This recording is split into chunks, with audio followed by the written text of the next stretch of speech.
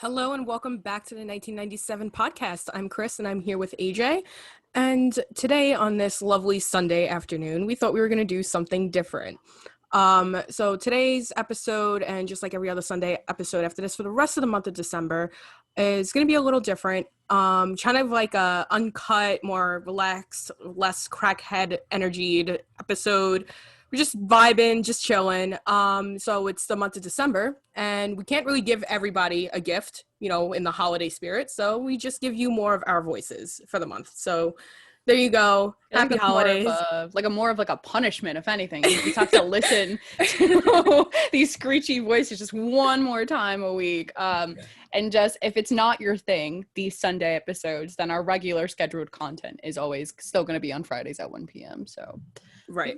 We're just kind of vibing over here. We really are. It's just like, I think this is going to be nice and relaxing. Because they get like the crackhead on like Friday. We're like all excited and stuff, but we're gonna try, but we're not gonna be as I can't promise anything. Yeah. But we are going to be and try to be at least as calm and vibey as possible with AJ and her ASMR voice. Oh God. About it so much I can't even speak right. Like we all get it. So yeah. Today's topic, AJ, do you want to get into that or should I? I can talk about it. So okay. Briefly, you guys know Fridays are all about fucking high energy sex, bang me across the wall, fucking choke me like you hate me but you love me low key. You know what I mean? We over there on those vibes. This vibe, the Sunday vibe, we're gonna take a big step back. Okay, me and Christina, we've been watching this show for quite a while now. And we just kind of felt like, maybe now is the time to start branching around and messing around. So today we're going to be talking about a show. If you're not familiar with it, it's called Legacies. It's on the CW. It is the, what did I call it? The daughter show of the Vampire Diaries, which basically means it's a spinoff of a spinoff, which is kind of confusing when you think about it. Vampire Diaries is the host show, and then the sister show is the originals, and then this is a show off of that. Yeah, and we're just it's almost as confusing as the Gilbert bloodline. Oh my gosh, so many of them. Yeah, we just kind of thought we've been really enjoying that show. So we really just wanted to talk about it. And then kind of every day, not every day, every Sunday. I don't know. Yeah, so that's what we're talking about today. If you didn't get that, I just wanted to kind of quickly explain the show. But it's really good. You guys should go check it out. I'm not going to super hype it up because it may not be up your train if you're not into vampires and werewolves and witches and all that kind of thing, but fairies and dark monsters and pits and every dragons, and there was a dragon episode. That was the first episode. The first episode was about the dragon. Oh my God, no. Which could have been a lot cooler. Actually, if you're into low budget CGI, sure.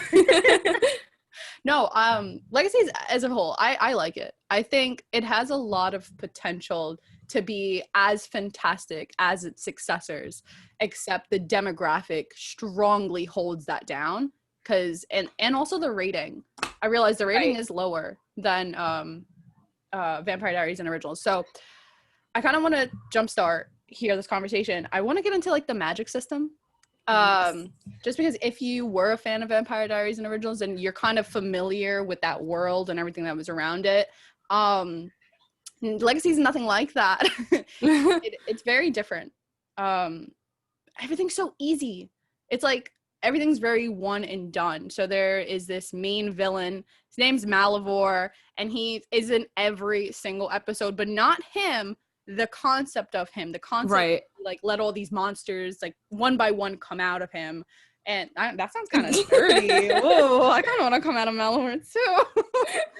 Who's your daddy? Oh my God, call me daddy.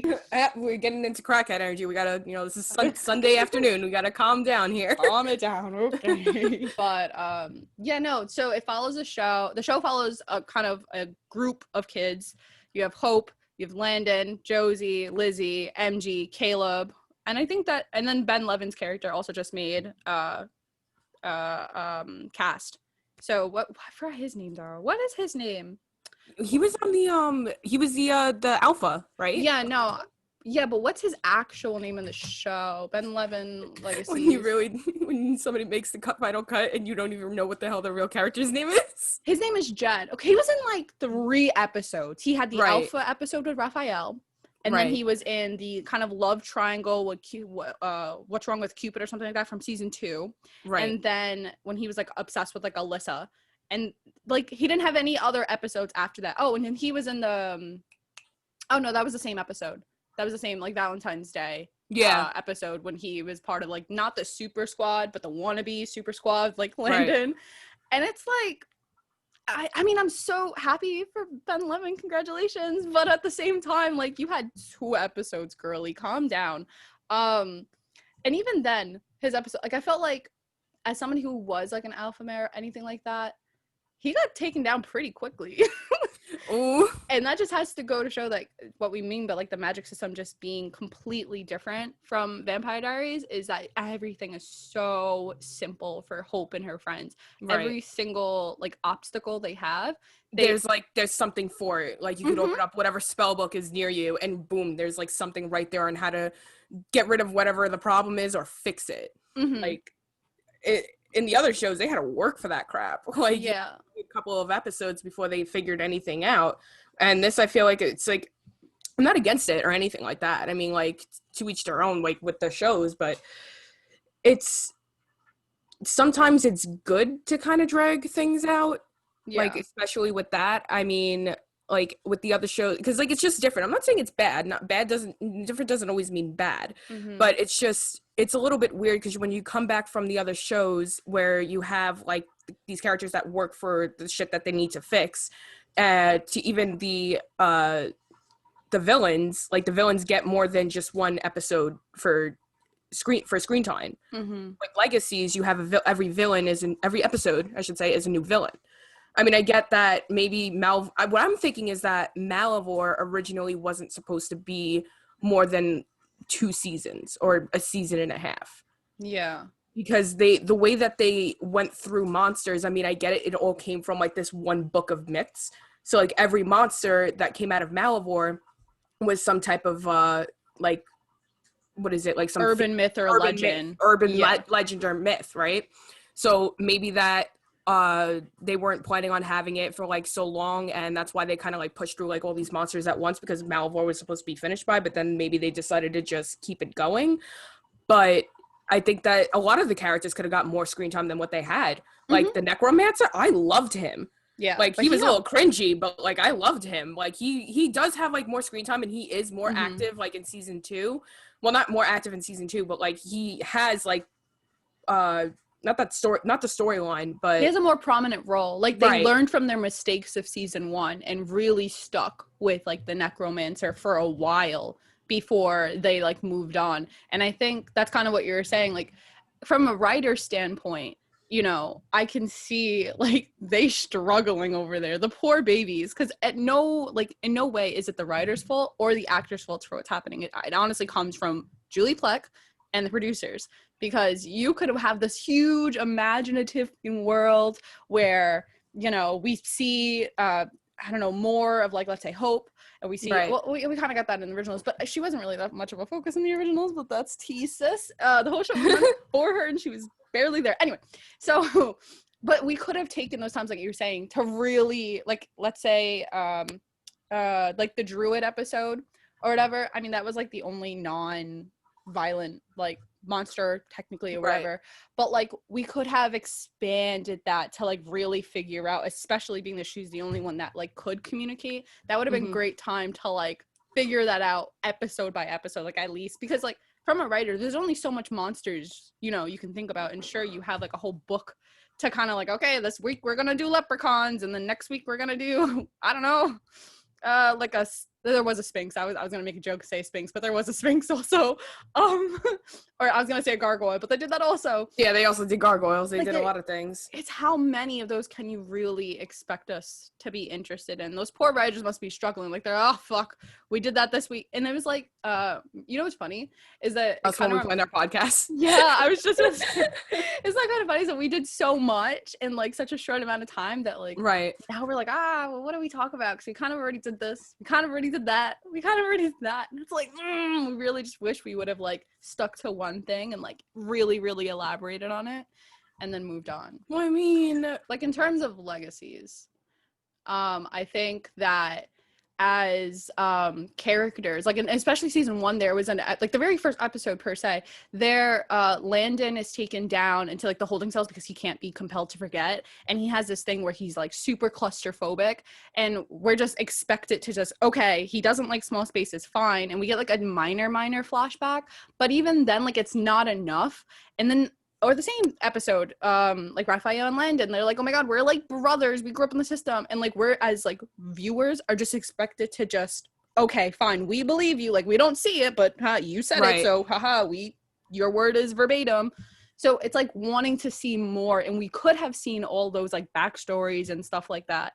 And I think that's something Vampire Diaries did really well, was doing the flashback scenes. You know what I mean? Loves those. Oh my god, I was obsessed with the flashback scenes. Are you kidding? But, like, and you got to know the character more. Yeah, and what they should do. Maybe they'll do that in season 3. Like, who knows? But like, we need more of, because we already know Hope's past. Like, we had a whole TV show over it, and we mostly know like Lizzie and Josie. But I also want to know what exactly. I mean, we all know like Josie, like what happened with Josie and the love letter between her and Hope, and like how she like burnt her room down. But like before that, I want to know like what was their relationship like that before. Like before all that happened. All we know is that like in the beginning of the season, the beginning of Legacies, Hope, Josie, and Lizzie, like they were like, well, the two sisters are Josie and Lizzie, and they hated Hope.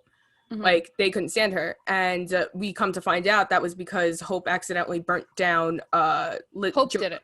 I'm sorry, Josie accidentally burnt down Hope's room. Because she slipped a love letter underneath her door, and she set it on fire because she ended up like getting cold feet over it. So she set it up, the note on fire, which engulfed the rest of her room. So I can understand that.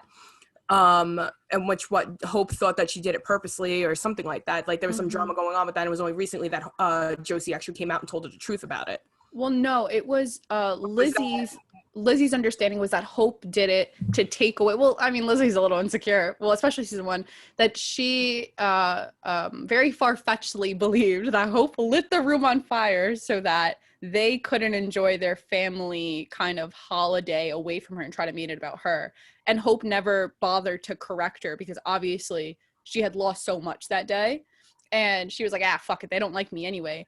But, like, even stuff like that, it's like, you're very right. It's like, we're just expected to believe that these people that grew up together just hate each other. And this whole time, and now, right now is the day they're like, okay, we're going to be a little more civil to you.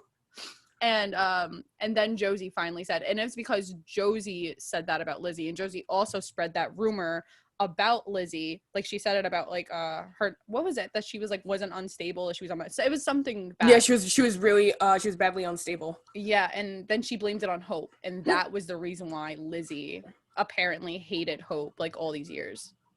Damn, that's some shit. But I also want to know about what was it, Caden, right? MG's friend. Caleb. I love Chris Lee. Don't put respect on his name. No, I love him too. I absolutely love him too, but I'm getting like, the names like confused over here. Yeah. Caleb, right? I absolutely love him. I want to know more about him. I adore that character. I absolutely love him. I adore him. Like I want to know more about his character. Like I want to know more about Caleb. Like they didn't tell us like how he turned, right? No, and that's the thing. Like, they didn't tell us about how anybody turned.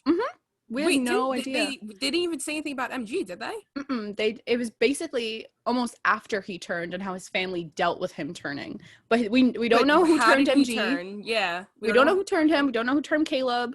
Don't know the curse, the werewolf curse. All we know is that all we know is that Raphael killed his girlfriend on that night when they were driving. They had a fight or whatever, and he was just angry, whatever. And that he's the only backstory that we have for the and it's crazy. It's like because that's such an integral part. I guess it had to be for Vampire Diaries, right? Because you had to figure out which lineage line you were a part of.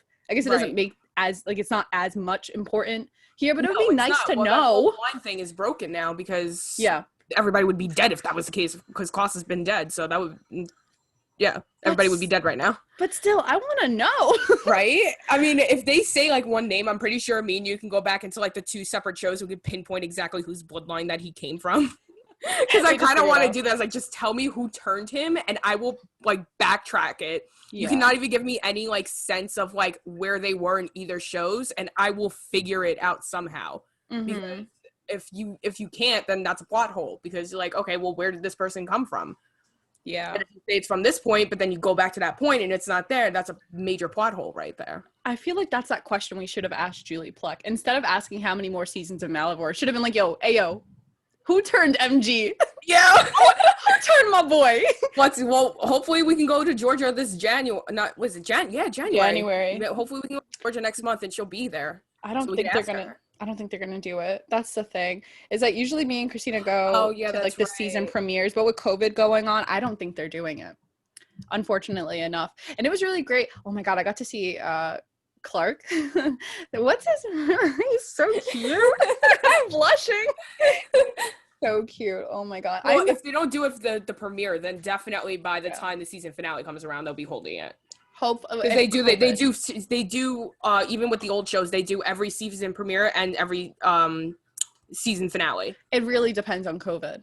So hopefully COVID will be like calmed down and done by then, and they'll have like that party. So we're going, and you hear that, bitches? Stay inside, wear your fucking mask, so we can go to this freaking season. I haven't even left my house in 3 weeks, and that's saying something. I'm going out of my fucking mind. If y'all don't stay the fuck home, if I can do it, y'all can do it too. That's what I'm saying. Don't go out from partying. I just let this get over so we can go out, okay? So that I can go stare at these actors who are beautiful, man. Oh my god. I'm so depressed about Clark. Stop. You know what he was like, I guess my version of Kai, because he wasn't particularly, I mean, Kai was like, he was like, oh yes. Kai, yes. But Kai was daddy. I don't care what anybody says. Chris Wood, you hearing that? Yeah, you're daddy. I have no shame. No, but like his character, right? Like I think he was one of the best, like, kind of like villains that Legacies had thus far. I mean, given the 2 seasons, and like he deserves so much better. Like they tried to give him like some redemption arc, and I was kind of feeling, but I was like, no, you're evil, kill them all, kill. I'm so toxic. I was like, kill them all. They did Kai so dirty. Oh god. Oh my god. I hated that episode. You hated that episode? Yeah, I didn't like it as much. They did him so freaking. But that was the episode where we saw Alaric. Like Alaric we saw. Yeah. That was the episode. Because like I think it had something to do, because I know the first couple of episodes, like Alaric, like he wasn't like he was in the last 2 shows. But I think that's because he's around, like he's still, probably around the same crew, but it's different people that he's acting with. It's a totally different like show. So maybe it just took like that warm up, and that warm up happened when we had that episode when Joe came back. We saw that episode with Joe, and when he finally was like himself, because that's a big thing. Like, if anyone's watched episode 1 of Legacies, it's, oh my god, he is not a lark. I was looking at it, and I don't know if it was because as an actor that he was uncomfortable around a new set of people and just had to ease into it, or if it was the writers, because I'm pretty sure it's not the same writers. Did they just not know how to write his character? You know what I mean? Like they were kind of like getting into like making his character back to being what it was and trying to mimic that. So I don't really know whose fault that is, but I'm kind of glad that he's more of himself now, because I really didn't like him. I was like, I don't know who this man is. I never met him in my life. I really think it was like a warm-up kind of thing. Yeah. You have writers, you have new people that you're with, and like I think that's what it was. But we really saw like Alaric when Kai came back. Yeah. That episode was like, Alaric, daddy, you were back? Excuse me? But Joe, I don't even like to talk about the Joe episode, because that episode broke my heart. In tears. They know how to, like, if it's one thing that they know how to do, like Julie Pluck and the other producers know how to do, is break our freaking hearts. Oh my God. They know how to like get you to really like somebody and really like give you like high hopes, and you're like, like they like giving like a little kid like a cookie, they're holding it in front of them. I was like, here, you want it, taking it back, like that's it. I'm gonna crush it up into little pieces and let it fall on the floor, because fuck you and your feelings. Oh, you like these 2 ship together? Nope, we're gonna do this instead, bro. But like I think that's what kept us so invested in like the past couple of shows, and like Oh my god. It's like that heart, like agonizing pain. That was such a good episode. It Oh my was. god. And it's because like I saw the episode and I was like, see, you have the potential to be this great all the time. And I just want you to be great all the time, because I think when you take Legacy and you look at it as a whole, it's a much better show if you don't try to like compare it to its successors. Right. Especially like these characters.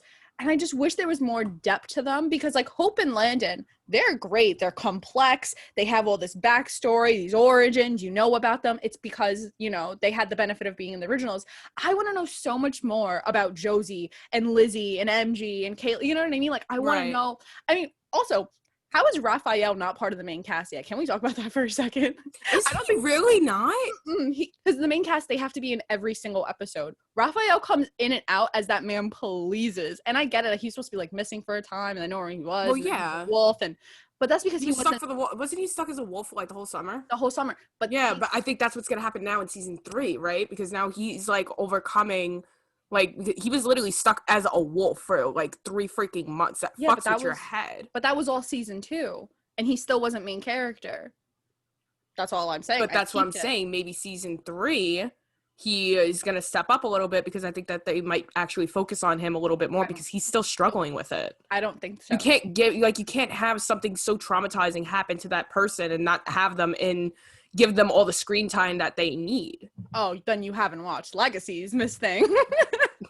They were going through, like, do you remember after Landon's oh my god, the Landon's death killed me. Okay, I was shattered. I love Landon. He's like a little Muppet. I want to hug him. I want to be his friend. I just want to make sure he's happy all the time. Like, I don't know what it is. He's so like dopey looking. I love Arya. So dopey looking. In the best way possible too, because that sounds horrible.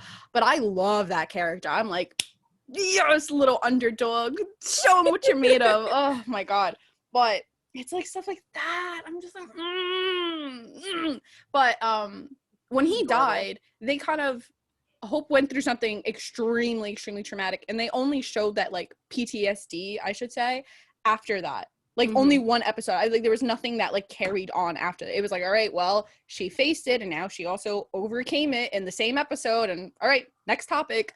So like that's really unfortunate, because at season 2 they've really had that opportunity to really go in depth in his psyche, right, and like what he was dealing with, and they kind of did here and there, like the musical episode and the one where they're like back undercover.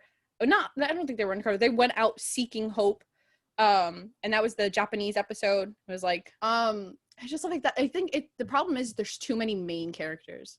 You know what I mean? Right. And since they're not taking the time to spread out like monsters, we don't get to see how each individual character deals with like stress or obstacles. Like, we're just kind of like, okay, well, Hope is the all-being knowing lover, and she's just like she's like, I can do this, defeat this monster, this spell, boom, bang, done. I don't have to do any research. I'm just amazing. Oh, you guys want to bring in 15 new characters just to be my love interest? Sure, why not? I'll do that too. And like, why? My girl is so much more. Because the thing about that is that, you know, everybody needs some type of love interest. There's not enough girls to go around, so everybody's just gonna go to Hope. But even though, like, I'm all for representation in all way possible. I think making Josie pansexual is like one of the best moves the creators could have done, and I love that for her. I'm like, yes, queen. Fucking, as somebody who's pansexual, I love seeing like representation for like somebody who, you know, kind of reminds me of me on TV. But it doesn't have to be like, I feel like at this point it's a little forced. It feels like they're trying to make Hope a character, because they've never addressed her sexuality, but she's only predominantly dated males in the originals and in you know, Legacies. So like, to force that on somebody, it gets to that point where now I'm kind of uncomfy, because like, it's not cool to like force your sexual, you know what I mean? At some point you have to respect somebody's boundaries, and if they're not into it, then you just have to back away. But I feel like these writers don't care. Everyone on that show loves absolutely everybody, which is cool and all, but it just seems forced. And like, that's my problem. Like, I get this icky feeling, you know what I mean? Because like, she's so much more than just another person's love interest. Right. They introduced the Leo Howard's character and Maya and Maya and her Oh, brother. yeah, that's right. Yeah. Mm-hmm. So I can't remember his name because he was only here for 2 episodes, and I thought they were gonna be. I love Leo Howard. That was the new sheriff's kids. And I was like, and then what happened to the sheriff? I was like, they had this whole like arc line with Alark and her, and I'm like, hello? Yeah, that's right. I forgot about her because she's like, what? No. What the hell is his name? Malivore came out and ended up meeting. Didn't he do something to her or some shit like that? Nope. But I do remember that they did confirm that Matt was no longer the sheriff of Mystic Falls because he ended up becoming the mayor because Alark actually made a comment about it. Mm-hmm. But the thing is like, you don't know about these things that are going on until you hear it like vaguely from a different character saying it. Yeah. Because as far as we knew, for the most part of Legacies, Matt was the sheriff of the town because that's all Alark says. Like, oh, sheriff this, sheriff that, Matt, Sheriff Donovan. Try and say that 4 times fast. I can't. And he was always talking about him. Now, out of like the blue, there's a new sheriff. So now we're all like, what the hell? We didn't know what happened to Matt because apparently there was a new sheriff that was in Mystic Falls. And then a couple of episodes later, then Alark mentioned something about Mayor Donovan. Mm-hmm. So we didn't even see any type of transition, no nothing. I mean, Matt hardly got any screen time in the Vampire Diaries. I feel bad for him. I know a lot of people didn't like him, but give him something in this show too. Like, he was so not needed. And that's where I have to disagree with you because I really don't mind that they didn't show like his progression because he's not important or he was supposed to be with Elena.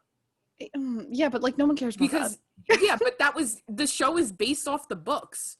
But like they took a lot of liberties. Like they only took really the name and then they made it their own. And in regards to Legacies, Matt has no point to being there. Like his only thing was there was like, oh, okay, well we need a way to get away from this animal, quote unquote animal attack. So Sheriff Donovan, and he was there. And then he was so unlike Matt also. He was like, I can't let people die. Yeah. Like you didn't just spend 8 fucking seasons dealing with this. Like you would be a little bit more like understanding. It's his town now and he's gonna run it better than the Lockwoods. Get the fuck out of here. I was like, Matt, baby, just die in a car like you should have. Stop it. I mean, Zach, I love you, Zach. If you're listening to this, if you happen to be listening, I love you. Yeah. You're the best, but yeah.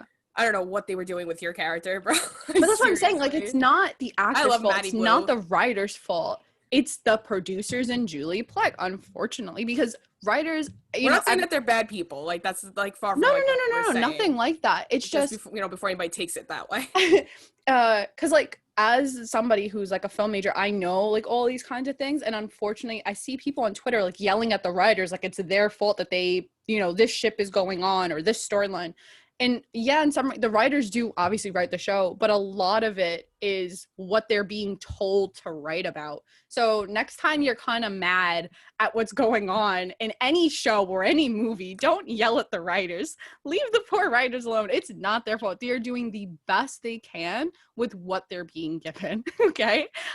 As a writer myself, I'm just like, these poor babies. It's just, oh my God. And also they're doing it on like a weekly basis to try to keep up, so just be a little nice to the writers, just a little bit. That's a whole thing for another episode because we're at the end actually of this episode. We're reaching our mark. I just wanted to kind of thank you guys for hanging out with us and kind of letting us do our own thing. We are also into other things as much as it's maybe hard to tell, so I liked talking about it, but make sure you guys are following us on Instagram. My handle is at Angelina_MNDZ, and Christina's is at CSEV97. Just make sure, like I said, that you're following us because we do post any and all updates regarding the show over there. Make sure you're following both of us because sometimes I don't post things and she might post it, and you just want to be sure. Just follow us both. And we will be back on Friday at 1 p.m. I don't want any confusion. I keep saying it. I'll keep stressing it. Every Friday at 1 p.m. We're not stopping those. We're going to start posting every day. Friday, 1 p.m, Friday. Because I had somebody ask, they were like, oh, is it still going to be on Friday? I said, it's still on Fridays. It's still at 1 p.m. I just wanted to you guys are just getting an extra day. So for the month of December, it's every Friday and every Sunday at 1 p.m. And the Friday episodes are still what we usually talk about on Fridays, and the Sunday episode will be really whatever we want. And for right now, the next couple of weeks will probably be about Legacy. So if it's not your thing, that's totally okay. We understand. It's not everybody's thing. You can still catch up with us on Fridays like you normally do. And you know, all the love in the world to you guys. And remember that no matter where you're tuning in, type in the 1997 as one word, followed by the word podcast. So you're here, like I said, why not stay a while, hit the follow button and the like button. It really helps push our content. And also you'll be notified every time that we upload a brand new episode. We're the 1997. Until Friday, guys. Peace.